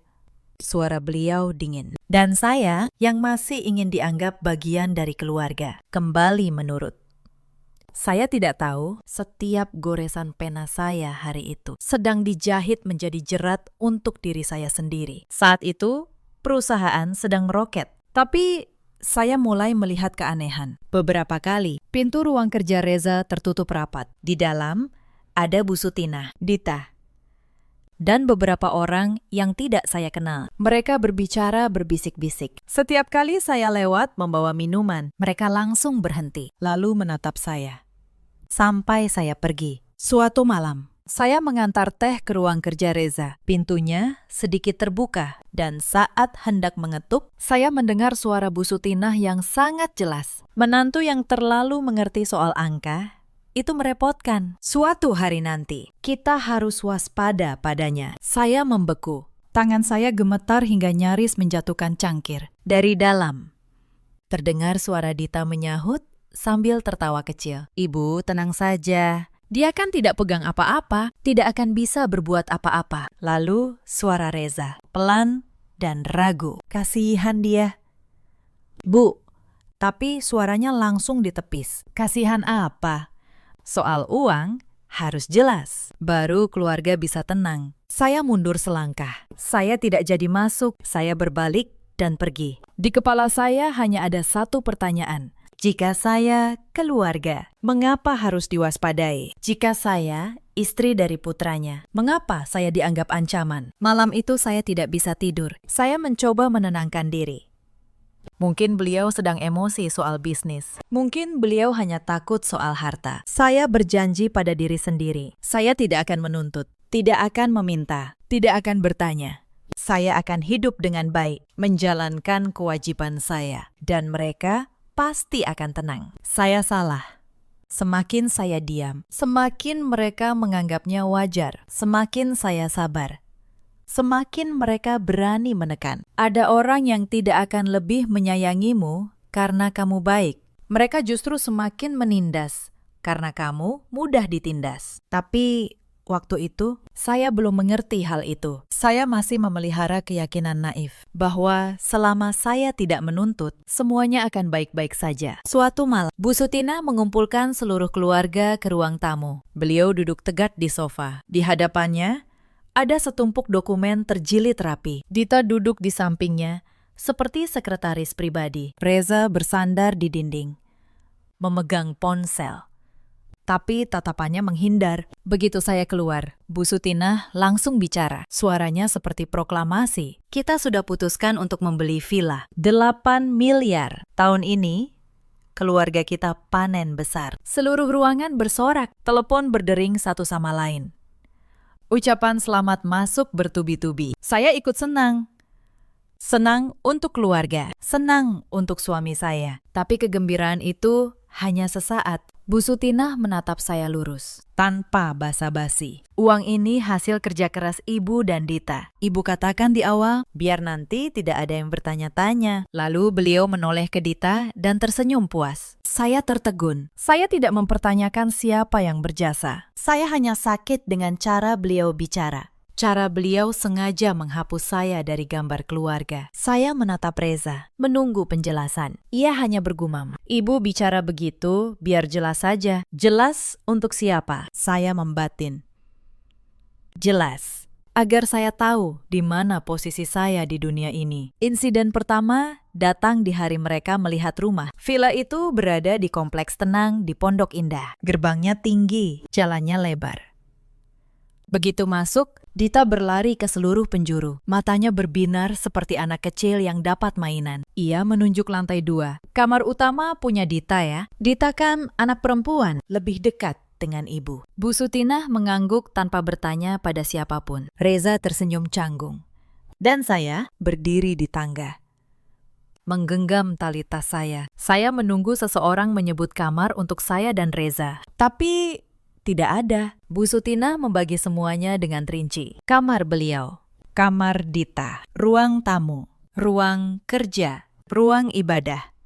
Seolah dalam daftar itu, kami adalah item yang tidak ada. Malamnya, saya bertanya pada Reza dengan sangat lembut. Kita di kamar mana? Mas, ia sibuk dengan ponselnya. Nanti saja dipikirkan. Ini kan baru lihat rumah. Saya mendengarnya. Dan hati saya mencelos. Insiden kedua terjadi saat penandatanganan akta jual beli. Bu Sutina membawa dokumen-dokumen itu ke rumah untuk disimpan. Tanpa sengaja, mata saya melirik sampul berkasnya. Saya terkejut. Nama pemilik yang tertera hanya satu, Hajah Sutina. Tidak ada nama Reza, tidak ada nama Dita. Tentu saja tidak ada nama saya. Saya bertanya ragu, kenapa sertifikatnya atas nama ibu sendiri? Beliau menjawab singkat, tanpa mengangkat kepala. Atas nama ibu lebih mudah. Harta di rumah ini milik ibu. Dita yang duduk di sebelahnya menambahkan kalimat yang menusuk. Kakak, kenapa bertanya? Atas nama siapapun, ini tetap rumah kita. Lagi pula, kakak kan tidak ada kontribusi apa-apa. Saya menoleh ke Reza. Ia menghindari tatapan saya, lalu berbisik. Sayang, Jangan buat ibu tidak nyaman. Saya terdiam. Saya istrinya, saya berhak tahu di mana saya berdiri. Tapi malam itu tidak ada yang menjawab. Insiden ketiga adalah hari pindahan. Kerabat datang membantu. Tawa dan obrolan terdengar riuh. Saya dan Reza juga punya barang. Tapi ketika saya membawa koper dan kardus ke lantai 2, Dita menghentikan saya. Barang kakak taruh di belakang saja. Jangan dibawa ke sini, saya bertanya. Di belakang itu di mana? Ia mengangkat bahu. Di area gudang. Tinggal sementara di sana saja. Saya menoleh ke Bu Sutina. Berharap beliau menengahi. Tapi beliau malah berkata dengan lantang di depan beberapa kerabat. Bisa tinggal ya tinggal. Kalau tidak bisa, tahu diri saja. Kalimat itu seperti hantaman palu. Telinga saya berdengung. Beberapa kerabat menatap saya. Ada yang menunduk. Ada yang pura-pura tidak mendengar. Reza berdiri di samping saya. Tangannya mengepal, tapi tetap tidak mengucapkan sepatah kata pun. Insiden keempat datang malam itu. Sekitar pukul 10. Bu Sutinah memanggil saya ke koridor. Beliau hanya menunjuk ke belakang rumah dengan dagunya. Kamar kalian di belakang. Mendengar kata kamar. Secerca harapan masih tersisa. Saya pikir mungkin hanya sementara. Reza berjalan di belakang saya. Tapi Dita ikut, seolah menonton pertunjukan. Semakin jauh ke belakang, cahaya semakin redup. Koridornya panjang dan sunyi, lantainya dingin. Beliau berhenti di depan pintu kecil yang jauh lebih tua dari pintu lainnya. Beliau membukanya, dan bau apak serta aroma pembersih toilet langsung menyengat. Saya terpaku. Yang disebut kamar itu sebenarnya gudang sementara, persis di sebelah toilet umum untuk pekerja. Di dalamnya ada kardus, rak besi berdebu, dinding menguning bernoda, langit-langitnya rendah, lampu neon berkedip-kedip, tidak ada jendela, tidak ada ventilasi, ruang sempit dan dingin, seperti tempat untuk mengurung seseorang agar tidak terlihat. Saya menoleh ke Reza, berharap ia berkata sesuatu. Biar Mas rapikan dulu, atau besok kita cari solusi. Tapi ia menunduk. Pandangannya kosong. Tangannya menggenggam ponsel erat, seperti pelarian. Keheningannya saat itu bukan lagi soal kesabaran. Itu adalah kepengecutan. Pengecut sampai membuat saya sakit. Dita bersandar di pintu. Tertawa kecil. Tawa sinis yang terasa seperti tusukan jarum. Kakak kan sudah biasa hidup susah. Tinggal sementara di sini juga tidak apa-apa. Keluarga kita sibuk. Tidak ada waktu meladeni. Lalu ia menatap saya dari atas ke bawah. Seolah sayalah yang menuntut berlebihan. Saya menoleh ke Bu Sutina, mencoba menjaga suara agar tetap tenang. Rumah sebesar ini. Bu, masa kami tinggal di gudang? Tatapan beliau dingin. Lalu berkata tanpa ragu, menantu tidak punya hak memilih tempat. Di mana saja ya di situ. Kalau tidak suka, pulang saja ke rumah orang tuamu. Beliau mengatakannya seolah sedang melempar kain lap. Selesai bicara. Beliau berbalik dan pergi. Saya berdiri di sana. Saat itu saya sadar betul, ini bukan karena kekurangan kamar, ini disengaja. Sengaja untuk menekan, sengaja untuk menghina, sengaja agar saya tahu posisi saya. Dan yang paling menyakitkan, mereka melakukannya tepat di depan suami saya. Dan ia memilih untuk diam. Saya tidak membantah, saya tidak menangis. Bukan karena saya kuat, tapi karena saya tahu berdebat saat itu hanya akan menjadikan saya pembuat onar. Sementara mereka akan berperan sebagai korban yang dizalimi menantu. Saya sudah cukup lama hidup di keluarga seperti itu untuk memahami bahwa satu ucapan mereka bisa mengubah putih menjadi hitam. Benar, menjadi salah. Saya melangkah masuk ke gudang itu. Saya meletakkan tas saya, memandangi lantai yang lembab, noda air di sudut, dan lampu yang berkedip. Saya bertanya pada diri sendiri, apa salah saya hingga harus berada di sini? Saya merawat rumah ini, menjaga nama baiknya, bersabar demi mereka. Dan hasilnya, sebuah gudang di sebelah toilet. Saya menoleh ke Reza sekali lagi. Suara saya tidak lagi bergetar. Menurutmu, ini pantas? Ia masih menghindari tatapan saya. Sudah, jangan dibesar-besarkan. Ibu sedang lelah. Sabar beberapa hari. Beberapa hari. Saya mendengarnya dan tertawa dalam hati. Tawa tanpa suara. Saya mengerti.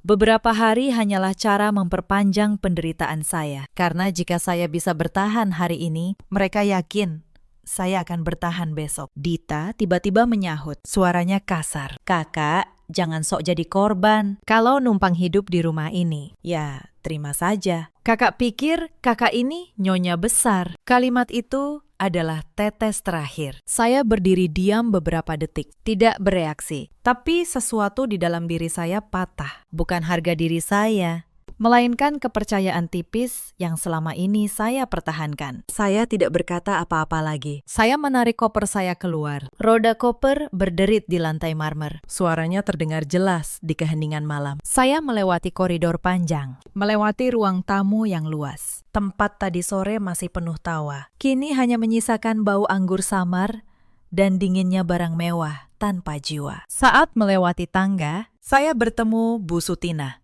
Berdiri seolah sudah menunggu, melihat koper di tangan saya. Beliau menyeringai. Benar-benar mau pergi. Saya menjawab singkat. Iya. Beliau tertawa sinis. Pergi ya, pergi. Jangan besok-besok kembali sambil menangis. Saya menatapnya. Untuk pertama kalinya, saya tidak lagi merasa takut. Saya hanya mengucapkan satu kalimat. Sangat pelan. Saya tidak akan menangis. Saya hanya pergi dari tempat yang tidak menganggap saya manusia. Reza berlari menyusul hingga ke pintu. Sayang, tenang dulu. Kita bicara di kamar. Saya menoleh padanya. Saya tidak berteriak. Saya hanya bertanya, kamu mau bicara denganku? Atau kamu ingin aku tetap di sini agar keluargamu tenang? Ia terpaku. Bibirnya bergerak, tapi tidak ada suara. Keheningannya adalah jawaban yang paling jelas. Saya menarik koper saya dan melangkah keluar dari gerbang villa itu. Angin malam menerpa wajah saya, terasa dingin. Tapi anehnya, hati saya terasa ringan. Seolah baru saja menurunkan beban yang terlalu lama saya pikul. Saya tahu, saya baru saja meninggalkan rumah yang indah. Tapi saya sedang menyelamatkan harga diri saya. Saya sampai di rumah orang tua saya larut malam. Ibu saya, Bu Asih, membuka pintu. Melihat koper di tangan saya, beliau hanya bertanya pelan, "Ada apa lagi?" Nah, saya tidak langsung menjawab. Saya hanya melepaskan koper, lalu duduk terkulai di tepi tempat tidur. Saya pikir setidaknya malam itu akan tenang, tapi belum lama.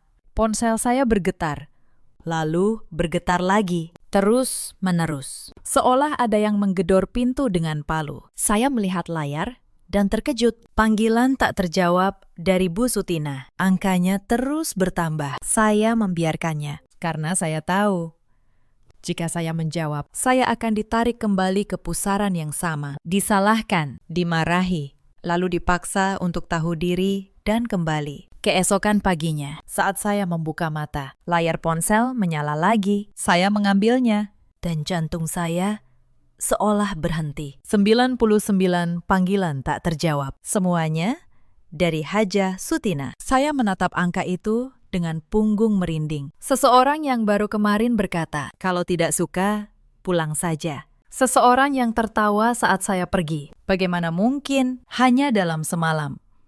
Menelpon saya 99 kali. Jika karena marah, beliau tidak akan merendahkan diri. Jika karena gengsi, beliau justru akan diam. Berarti hanya ada satu alasan. Beliau panik.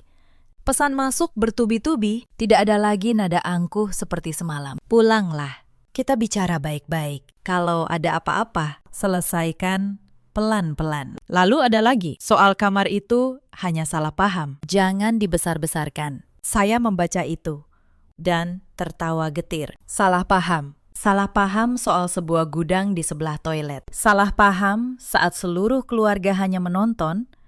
Saya dihina tanpa ada yang membela. Belum sempat berpikir lebih jauh. Ponsel berdering lagi. Kali ini Reza. Suaranya tergesa-gesa, sangat berbeda dari keheningannya semalam. Sayang, angkat teleponnya. Mas, mohon, jangan emosi. Soal kamar itu hanya salah paham. Kita pulang dan bicara. Saya diam sejenak. Suara saya anehnya tenang. Semalam kamu juga ada di sana. Bagian mana yang salah paham? Di seberang. Ia terdiam. Lalu tergagap. Bukan begitu maksudnya. Ibu kan orangnya emosional. Saya memotongnya. Tidak dengan nada tinggi. Jangan bilang berantakan lagi. Berantakan tidak menciptakan sebuah gudang. Berantakan tidak membuat orang memperlakukan suami istri seperti orang asing. Ia menghela napas. Suaranya merendah. Pulanglah. Jangan buat masalah ini jadi besar sampai di situ. Hati saya benar-benar dingin. Ternyata yang ia sebut bukan kesedihan saya, bukan perasaan saya yang terluka. Ia takut masalah menjadi besar. Ia takut sesuatu akan terjadi. Saya mulai curiga. Sebuah kecurigaan yang sangat jelas. Kenapa mereka panik secepat ini? Saya meletakkan ponsel. Belum sempat berpikir. Ponsel bergetar lagi. Nomor tidak dikenal. Lalu, nomor tidak dikenal lainnya. Ada panggilan dari telepon kantor. Saya ragu menjawab. Tapi panggilan itu terus datang, seolah pihak di seberang tidak akan tenang sebelum saya mengangkatnya. Tepat saat itu, sebuah pesan muncul dari seseorang yang sudah lama tidak menghubungi saya. Pak Gunawan, akuntan di kantor itu, yang dulu cukup akrab dengan saya saat saya masih sering membantu pembukuan. Pesannya singkat dan rahasia. Bu Anin, sejak ibu pergi, kantor jadi kacau. Pembukuan sedang diperiksa. Saya selesai membaca, dan tangan saya tiba-tiba terasa dingin. Diperiksa? Maksudnya apa? Siapa yang memeriksa? Karena apa? Saya mencoba menelponnya kembali. Ia tidak menjawab.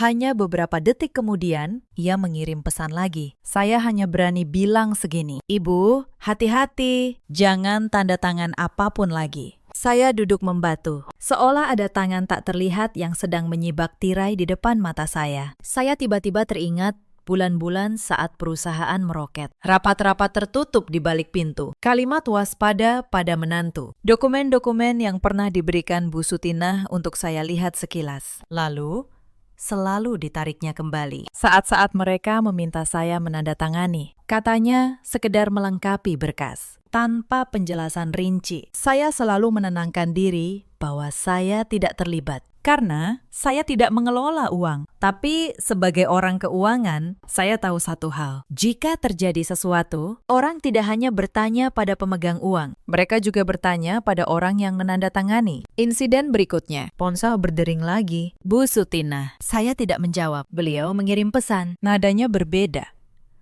Pulang sekarang juga. Ibu tidak mau banyak bicara. Yang penting, kamu pulang. Saya menatap kata-kata itu.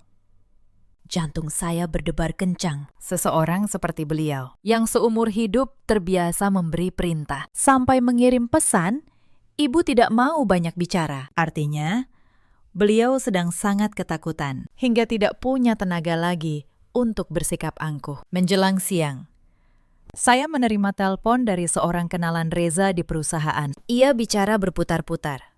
Tapi saya menangkap ketegangan dalam suaranya. Hari ini, ada tim yang turun melakukan pemeriksaan mendadak. Saya bertanya langsung, tim apa? Ia diam sejenak, lalu menjawab, tim dari kantor pajak. Mereka sudah di ruang keuangan sejak pagi. Sampai sekarang, belum keluar. Saya mendengarnya, dan punggung saya merinding. Pemeriksaan pajak mendadak bukan hal sepele. Dan itu terjadi tepat setelah malam saya meninggalkan villa. Tentu saja, bukan karena saya pergi, maka tim pajak datang. Tapi cara keluarga itu panik menelpon saya, menunjukkan satu hal. Mereka takut saya lepas kendali. Takut saya tidak berada dalam jangkauan mereka. Saya mulai merangkai semuanya seperti menyusun puzzle. Villa 8 miliar.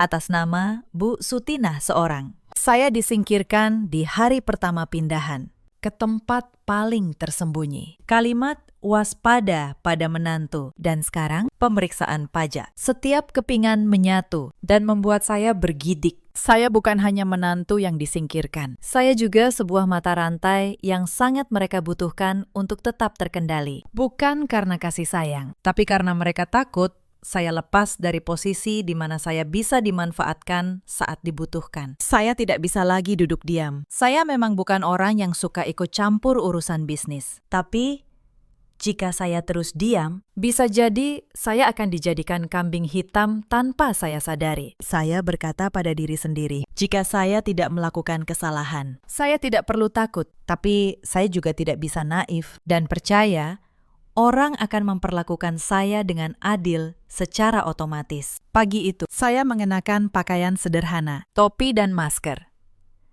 Lalu naik ojek online menuju kantor keluarga suami saya. Saya tidak memberitahu siapapun, tidak menelpon Reza. Saya hanya ingin melihat langsung bagaimana situasinya. Semakin dekat ke lokasi, hati saya semakin berat. Kantor yang biasanya ramai dengan suara truk dan karyawan. Hari itu suasananya sangat berbeda. Satam berdiri lebih tegap, wajahnya tegang. Beberapa karyawan yang bergerombol di sudut halaman langsung terdiam saat melihat saya masuk. Saya melangkah melewati lobi. Pintu ruang keuangan tertutup rapat. Gordonnya ditutup. Di depan pintu ada 2 orang asing berpenampilan rapi, memegang map. Suasana berat itu seperti saat ada orang meninggal. Semua orang tidak berani tertawa, bahkan tidak berani bernapas lega. Saya tidak langsung masuk, karena saya tahu pasti akan dihalangi. Saya berjalan memutar melalui area kerja karyawan, mencari tahu. Saat saya mencari kenalan, sebuah tangan menarik lengan saya dengan lembut. Saya menoleh dan melihat Pak Gunawan. Wajahnya pucat. Ia melihat ke sekeliling. Takut ada yang melihat. Lalu memberi isyarat agar saya mengikutinya. Ia membawa saya ke sudut tangga yang sepi. Begitu kami di sana, ia langsung berbisik. Suaranya bergetar. "Bu Anin, kenapa ke sini?" "Pergi saja, di sini bahaya." Saya bertanya pelan. "Tolong jelaskan, sebenarnya ada apa?" Pak Gunawan menelan ludah. "Pembukuan tahun ini tidak bersih." Saya tertegun.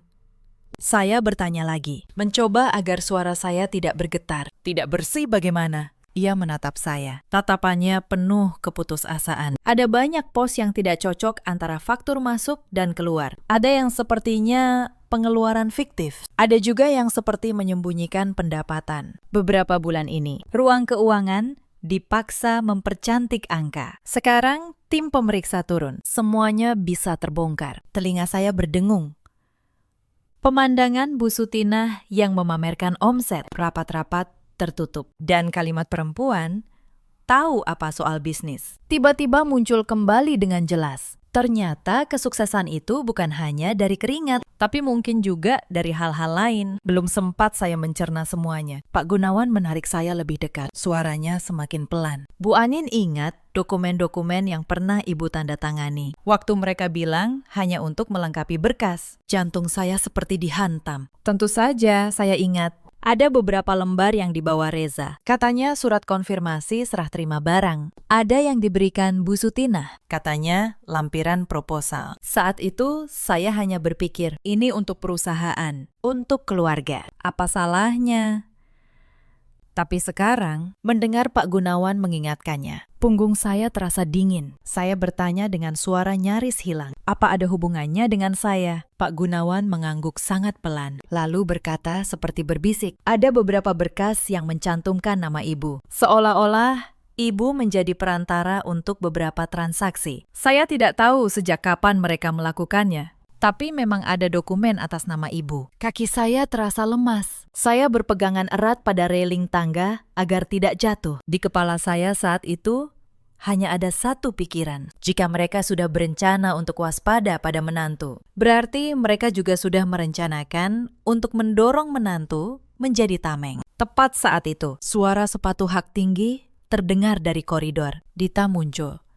Ia tidak lagi terlihat percaya diri seperti saat pesta. Lapisan bedak tidak bisa menutupi lingkaran hitam di bawah matanya. Tapi, begitu melihat saya, ia langsung bersikap defensif. Seperti kucing yang terancam. "Siapa yang mengizinkan kakak ke sini?" Saya menjawab, "Tenang, saya datang mencari suami saya." Dita tertawa sinis. Tapi, senyumnya aneh. "Suami kakak sedang sibuk. Pulang saja.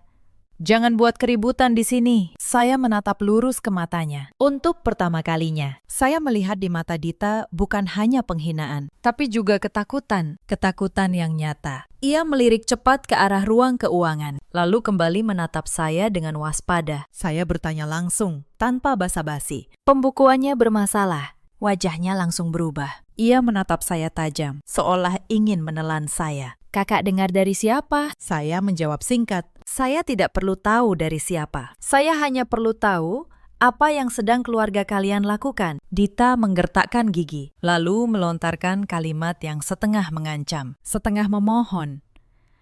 Kakak jangan ikut campur.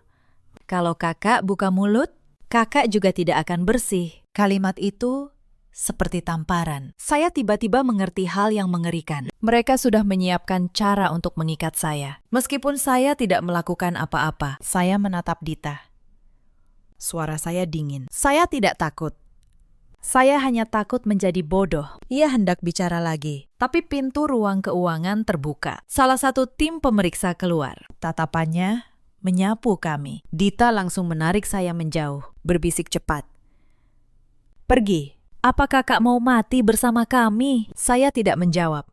Saya hanya menatap sekali lagi ke koridor panjang, di mana para karyawan menunduk bekerja dalam kecemasan. Lalu saya berbalik dan keluar dari kantor. Hati saya seperti batu, dan saya tahu badai yang sebenarnya baru saja dimulai. Meninggalkan kantor hari itu, saya tidak langsung pulang. Saya mampir ke sebuah warung kecil, duduk di sudut yang tersembunyi, memesan es teh, sekedar alasan untuk duduk. Pikiran saya kacau. Saya bukan ahli pembukuan kelas tinggi, tapi saya pernah bertahun-tahun menjadi staf keuangan. Saya tahu bagaimana sebuah jerat dokumen dirakit, dan saya mulai mengerti. Masalahnya bukan lagi soal gudang. Di balik villa 8 miliar itu, ada sesuatu yang jauh lebih besar, dan saya berisiko terseret ke dalamnya. Tepat saat saya termenung, ponsel saya bergetar. Nomor tidak dikenal. Saya ragu, tapi firasat mendorong saya mengangkatnya. Di seberang, suara seorang pria paruh baya terdengar. Bicaranya cepat,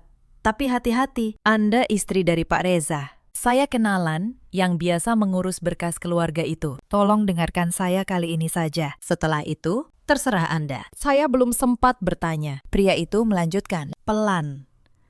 Villa yang keluarga Anda beli, uangnya belum tentu bersih. Ada dana yang belum lunas. Ada pinjaman jangka pendek yang dipakai menutupi. Kalau tim pemeriksa menelusuri lebih dalam, rumah itu bisa disita. Saya membeku. Tangan saya menggenggam ponsel. Pria itu menambahkan satu kalimat lagi yang terasa seperti tusukan. Sertifikat atas nama ibu mertua Anda itu bukan untuk gagah-gagahan. Itu untuk melimpahkan semua risiko pada satu orang, agar yang lain bisa selamat jika diperlukan. Lalu ia menutup telepon. Saya duduk terdiam cukup lama. Es teh di depan saya sudah mencair, tapi punggung saya tetap dingin. Saat itu semuanya terangkai lebih jelas. Kenapa Bu Sutina bersikeras sertifikat atas namanya sendiri? Kenapa mereka terburu-buru pindah? Kenapa saya disingkirkan di hari pertama? Mereka tidak hanya ingin menghina saya, mereka ingin memisahkan saya dari hal-hal berisiko. Atau lebih buruk, mereka ingin saya tidak melihat terlalu banyak. Tapi yang paling membuat saya panik adalah perkataan Pak Gunawan. Ada berkas atas nama saya. Artinya, entah saya di dalam atau di luar villa, saya tetap bisa diseret ke masalah ini jika mereka mau. Malam itu, saya tidak tidur. Tapi kali ini bukan karena sedih. Otak saya bekerja dengan dingin. Saya membongkar ingatan saya satu persatu. Dan di sanalah saya menyadari sesuatu yang mereka lupakan. Mereka lupa sebelum saya menikah, saya bekerja di bidang keuangan. Mereka lupa. Dulu saya yang sering merapikan arsip rumah saat masih tinggal di kontrakan. Mereka lupa, saya punya kebiasaan lama yang tidak pernah saya tinggalkan. Setiap dokumen yang saya tanda tangani, saya selalu memotret tanggal, halaman, dan isinya sebelum saya serahkan. Bukan karena saya curiga pada keluarga, tapi karena itu kebiasaan orang keuangan. Bukti itu harus ada dua sisi. Saya membuka laptop lama saya, folder yang sudah lama tidak saya sentuh, dan jantung saya berdebar saat melihatnya. Foto-foto itu masih ada. Setiap lembar yang pernah mereka suruh saya tanda tangani, ada salinannya, lengkap dengan tanggal, dengan keterangan yang waktu itu mereka tulis. Dan yang paling penting, ada beberapa lembar yang isinya kosong saat saya tanda tangani. Hanya kolom tanda tangan, tanpa isi. Saya ingat saya bertanya waktu itu, kenapa kosong? Dan Reza menjawab, nanti diisi di kantor. Saya memotretnya. Justru karena saya merasa janggal kebiasaan kecil itu malam ini. menjadi tameng saya. Bukan saya yang menjadi tameng mereka. Saya juga teringat Pak Gunawan. Esok paginya, Saya menemuinya diam-diam di sebuah kedai kopi jauh dari kantor. Ia datang dengan wajah lelah. Saya menunjukkan foto-foto di laptop saya. Mata Pak Gunawan melebar. Bu Anin menyimpan semua ini. Saya mengangguk.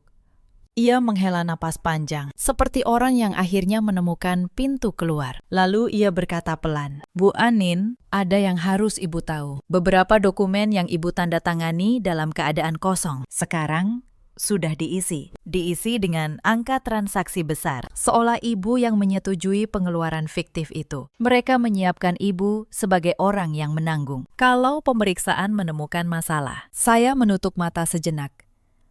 Marah, takut, dan lega bercampur jadi satu. Marah karena ternyata mereka sejahat itu. Takut karena saya nyaris jatuh ke perangkap. Tapi lega karena saya punya bukti versi asli. Versi sebelum mereka mengisinya. Saya membuka mata.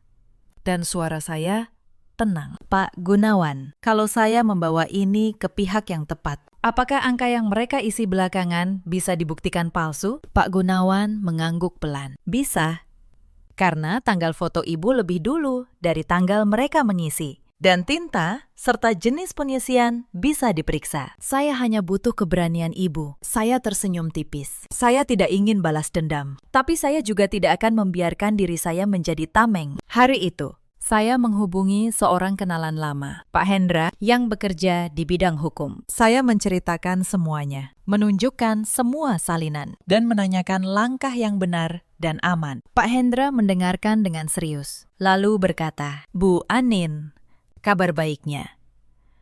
Ibu memegang posisi paling kuat di antara semua orang dalam keluarga itu, karena Ibu satu-satunya yang punya bukti keadaan asli dokumen. Kabar buruknya, mereka akan melawan dengan segala cara. Tapi selama Ibu jujur dan punya bukti, Ibu tidak akan tenggelam." Selama beberapa hari berikutnya, saya bekerja dalam diam. Saya menyusun semua salinan secara berurutan. Saya mencatat tanggal setiap dokumen. Saya membuat satu map rapi, berisi kebenaran.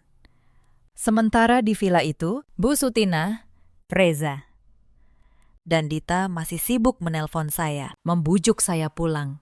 Pulang baik-baik, kita keluarga. Jangan dibesar-besarkan setiap pesan itu. Kini terdengar berbeda di telinga saya. Mereka bukan merindukan saya. Mereka sedang berusaha menarik kembali tameng yang nyaris lepas dari tangan mereka. Akhirnya, hari itu tiba.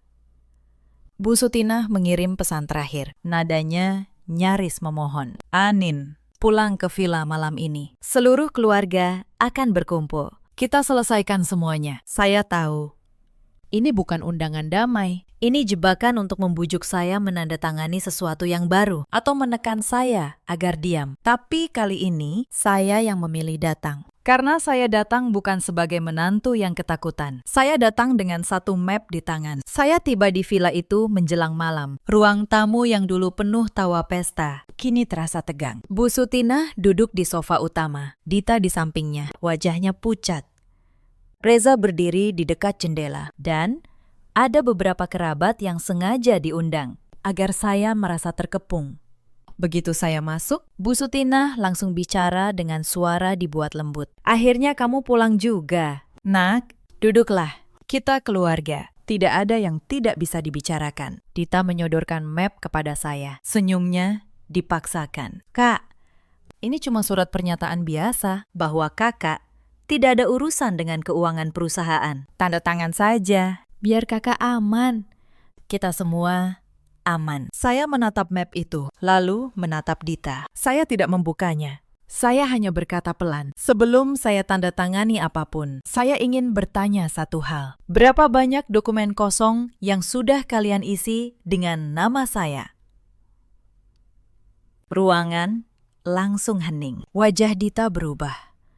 Bu Sutina menegakkan badan. "Kamu bicara apa?" Saya tidak menjawab. Saya membuka map saya sendiri, lalu meletakkan beberapa lembar foto di atas meja. Foto setiap dokumen. Dalam keadaan kosong. Dengan tanggal di pojok. Lalu saya letakkan di sampingnya salinan dokumen yang sekarang. Sudah terisi angka transaksi besar. Saya berkata dengan tenang, Ini lembar yang sama yang saya tanda tangani saat masih kosong. Tanggal foto saya. 2 bulan lebih dulu dari tanggal kalian mengisinya. Reza melangkah maju. Wajahnya pucat. Sayang, kamu salah paham. Saya menoleh padanya.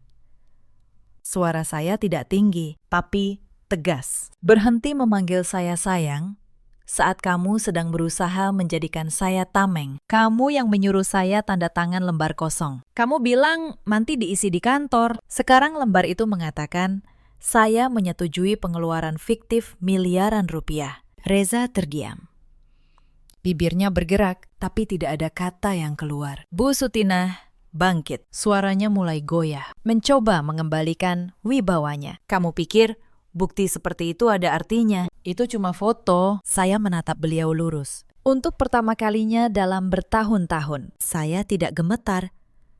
Bu, dulu saya bekerja di bidang keuangan. Saya tahu satu hal yang ibu lupa. Setiap dokumen punya 2 sisi, yang ibu pegang dan yang ditanda tangani. Saya selalu menyimpan sisi saya dan foto bertanggal, jenis tinta, serta urutan pengisian. Semuanya bisa diperiksa secara resmi. Dita tiba-tiba berteriak, "Kakak mau menghancurkan keluarga ini." Saya menoleh padanya. Tenang.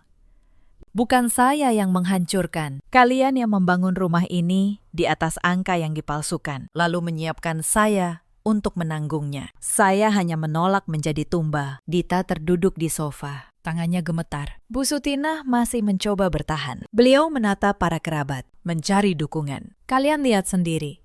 Menantu durhaka ini mengancam keluarganya sendiri. Tapi kali ini kerabat yang dulu menunduk kini menatap beliau dengan ragu. Salah seorang paman tua berdiri. Suaranya berat. Sutinah, kalau benar ada tanda tangan yang dipalsukan, ini bukan urusan keluarga lagi. Ini urusan hukum. Bu Sutinah terdiam. Untuk pertama kalinya, saya melihat retak di wajah beliau yang selama ini selalu angkuh. Saya berdiri, mengambil kembali foto-foto saya dan memasukkannya ke dalam map. Lalu, saya berkata, suara saya pelan tapi jelas di seluruh ruangan. Saya tidak datang untuk membalas dendam. Saya datang untuk mengatakan, saya tidak akan menandatangani apapun lagi. Dan jika ada satu saja dokumen palsu atas nama saya yang kalian serahkan ke pemeriksa, saya akan menyerahkan versi aslinya, beserta keterangan lengkap, ke pihak yang berwenang. Bukan untuk menjatuhkan kalian, tapi untuk menyelamatkan diri saya dan anak saya. Reza menunduk. Suaranya parau. Anin, lalu kami bagaimana? Saya menatapnya. Untuk terakhir kalinya, saya merasa kasihan, tapi tidak lagi terikat. Mas, selama bertahun-tahun, setiap kali aku terhina, kamu selalu memilih ketenanganmu sendiri. Sekarang giliranku memilih. Aku memilih diriku. Saya berbalik, lalu berjalan menuju pintu. Tidak ada yang berani menahan saya. Di ambang pintu, saya berhenti sejenak. Bu Sutinah berkata, suaranya hampir berbisik. Kamu benar-benar tega meninggalkan keluarga ini di saat seperti ini? Saya menoleh sekali lagi. Bu, keluarga tidak menyiapkan gudang di sebelah toilet untuk menantunya. Keluarga tidak mengisi lembar kosong dengan nama orang yang dipercayanya. Yang ibu sebut keluarga. Hanya alat agar saya tetap bisa dikorbankan. Saya melangkah keluar dari gerbang tinggi itu untuk yang terakhir kalinya. Beberapa minggu setelah malam itu, kabar mulai berdatangan.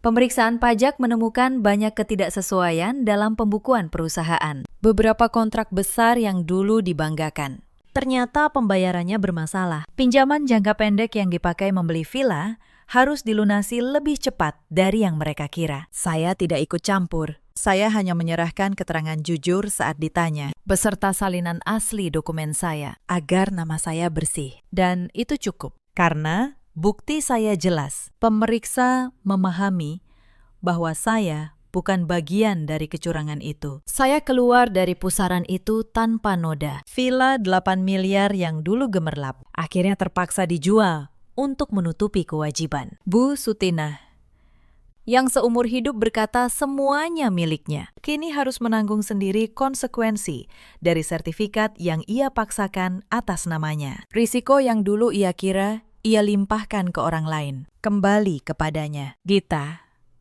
yang dulu memilih kamar utama dan menyuruh saya tidur di gudang, kehilangan gaya hidup yang ia banggakan. Saya dengar ia kini bekerja keras dari nol. Untuk pertama kalinya dalam hidupnya, Reza beberapa kali mencoba menghubungi saya. Pesannya berubah dari membujuk menjadi menyesal. Lalu memohon, "Anin, maafkan Mas, masalah. Mas terlalu takut pada ibu." Saya membaca pesan-pesan itu dengan tenang. Saya tidak membenci Reza, tapi saya juga tahu lelaki yang berkali-kali memilih ketenangannya di atas harga diri istrinya tidak akan berubah hanya karena ia kalah. Saya membalas singkat, "Kita sudahi dengan baik-baik, demi Kayla." Lalu, saya mengurus perceraian secara resmi, tanpa pertengkaran, tanpa drama. Saya tidak menuntut harta, saya hanya menuntut satu hal, hak asuh anak saya, dan saya mendapatkannya. Saya kembali tinggal bersama ibu saya untuk sementara. Beberapa bulan kemudian, kantor akuntan tempat saya dulu bekerja menerima saya kembali. Mereka tahu reputasi saya, tahu ketelitian saya. Saya mulai dari awal, tapi kali ini dengan kepala tegak. Setiap pagi, saya mengantar Kayla ke sekolah, lalu berangkat kerja. Gaji saya tidak sebesar omset villa itu, tapi setiap rupiah yang saya bawa pulang adalah milik saya. Bersih, tanpa jerat, tanpa rasa takut. Suatu sore, saya pulang membawa belanjaan sederhana, ikan goreng, sayur asem, dan sambal terasi. Ibu saya memasak, Kayla bermain di lantai,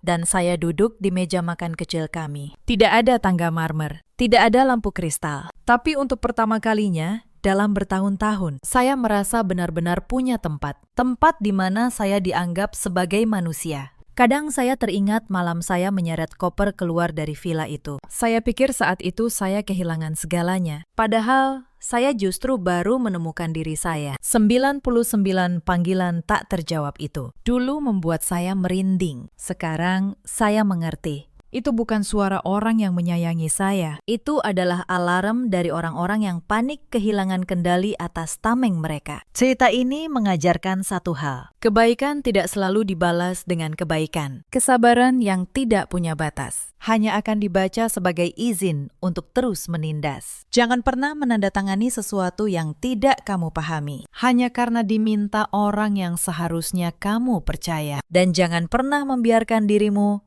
menjadi tameng bagi kesalahan orang lain, sebaik apapun niatmu. Di luar sana, ada banyak perempuan yang seperti saya dulu. Mereka diam karena ingin menjaga keutuhan keluarga. Mereka mengira jika cukup sabar dan tidak menuntut, suatu hari mereka akan dihargai. Untuk kalian, saya ingin berkata, diam tidak selalu melindungi. Kadang diam hanya membuatmu menjadi orang yang paling mudah dikorbankan. Menjaga harga diri bukanlah kedurhakaan. Itu adalah cara mencintai dirimu sendiri. Di luar sana, ada juga banyak suami seperti Reza. Mereka tidak jahat, tapi terlalu takut memilih dan ketakutan untuk memilih. Pada akhirnya, tetaplah sebuah pilihan. Pilihan untuk membiarkan orang yang seharusnya mereka lindungi berdiri sendirian. Dan ada pula para ibu mertua seperti Bu Sutina. Mereka mengira kendali adalah kasih sayang. Mereka mengira dengan memegang semua harta dan semua nama, mereka memegang seluruh keluarga. Padahal yang mereka pegang hanyalah ketakutan. Dan ketakutan, cepat atau lambat, akan runtuh sendiri. Dalam hidup, kita selalu punya pilihan. Antara bertahan di tempat yang menghancurkan kita demi terlihat utuh, atau pergi demi menyelamatkan harga diri kita. Saya memilih pergi, dan saya tidak pernah menyesalinya. Jika kalian punya kisah seperti ini, ceritakanlah di kolom komentar. Mungkin cerita kalian akan menguatkan seseorang di luar sana yang sedang merasa sendirian. Terima kasih sudah menemani saya sampai akhir. Sampai jumpa di cerita berikutnya. Jaga diri kalian. Dan jangan pernah biarkan siapapun membuat kalian merasa tidak berharga.